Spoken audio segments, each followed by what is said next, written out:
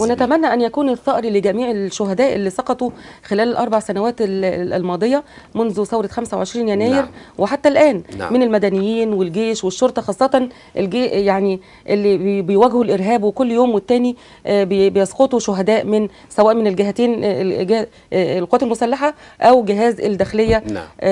يعني طيب، بتعلل بإيه أستاذ حسن إنه عقب كل عملية لقتل مدنيين أو استشهاد مدنيين، وآخرهم شيماء الصباغ عضوة حزب التحالف الشعبي الديمقراطي اللي سقطت وهي متوجهة لميدان التحرير بالورود، هي وزملائها في الحزب سقطت، وكل الشهود بيجزموا أن الشرطة هي التي قتلتها.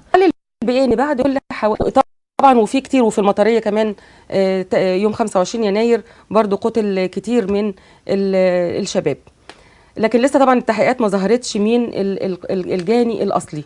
تعلل بإيه إن بعد كل عملية قتل لمدنيين يعقبها عملية قتل أو استهداف للجيش أو الشرطة؟ والله هو ربما يكون هناك روابط كثيرة في مثل هذه الأحداث، لكن عايز أقول أنه بعد يعني ما بتحصل حادثة بيقتل فيها مدني زي ما حصل لشيماء الصباغ بتكثر الشائعات. يعني قيل أنها لسلوكها الشخصي وسلوكها غير القويم وغير السليم قتلت.